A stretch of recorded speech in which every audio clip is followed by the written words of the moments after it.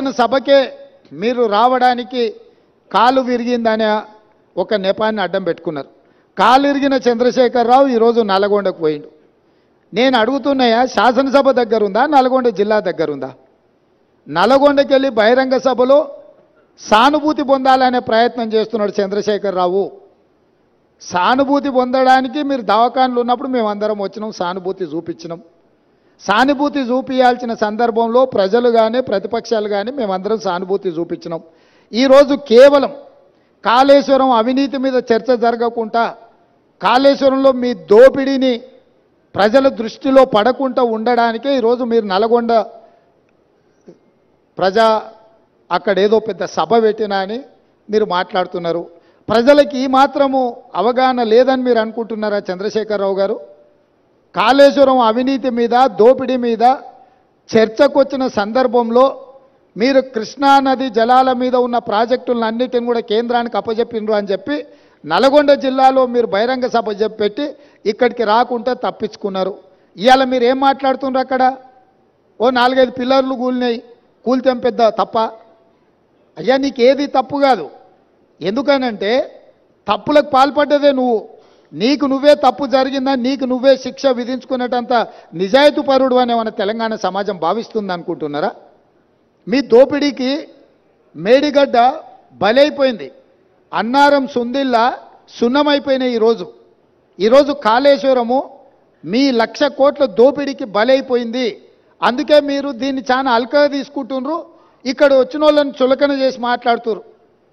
మీరు ఈరోజు ఇక్కడికి రాకపోవడం ఒక తప్పిదమైతే, ఇక్కడ తీసుకున్న కార్యక్రమాన్ని చులకన చేసి తిట్టడం అనేది మీ దిగజారుడు తనానికి నిదర్శనం. చంద్రశేఖరరావు గారు ఈరోజు ఆయన మాట్లాడుతున్నాడు, మీరు కేఆర్ఎంబి మీద మీకు అవగాహన లేకపోతే నడితే అన్న ఎట్లా చేద్దామని మాట్లాడితే నేను సలహా చెప్పటని.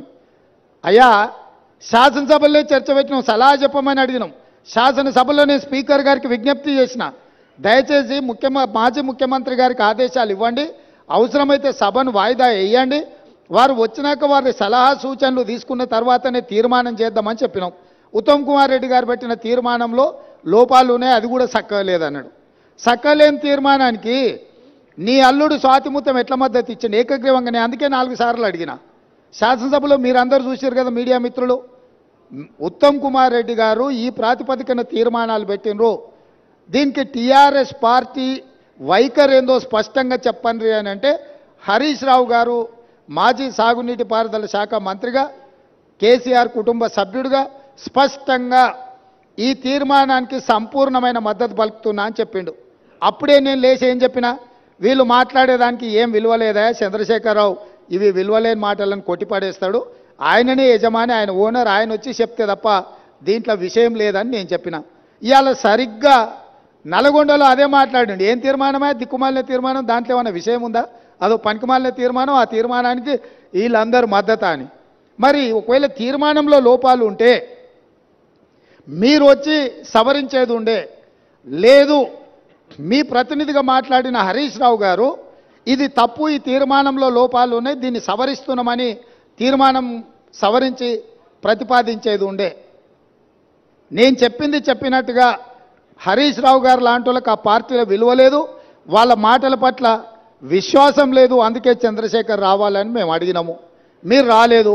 ఇవాళ అంటున్నాడు ఆయన, ముఖ్యమంత్రి గారు అఖిలపక్షాన్ని ఢిల్లీకి తీసుకెళ్లాలని. ముఖ్యమంత్రి గారు అఖిలపక్షాన్ని ఢిల్లీకి తీసుకెళ్తాను, ఒకవేళ శాసనసభలో మీరు వచ్చి మీరు ఆ ప్రతిపాదన పెట్టండి. మా ప్రభుత్వము వినడానికి, ప్రజలకు మేలు జరిగే విధానాలు చేపట్టడానికి స్పష్టంగా ఒక స్పష్టతతో ఉన్నది. మీరు నల్గొండకెళ్ళి గక్కడేదో సభ పెట్టి దిక్కుమాలిన మాటలు మాట్లాడే కంటే శాసనసభ జరుగుతుంది. ప్రధాన ప్రతిపక్ష నాయకుడిగా 10 సంవత్సరాలు ముఖ్యమంత్రిగా పనిచేసిన మీరు, 20 ఏళ్ల నుంచి తెలంగాణ కోసం కొట్లాడినని చెప్పుకునే మీరు సభకి ఎందుకు రావడం లేదు? ఇవాళ బెదిరించి బతకాలని చూస్తున్నాడు, బ్లాక్మెయిల్ చేసి బతకాలని చూస్తున్నాడు కేసీఆర్ గారు. మమ్మల్ని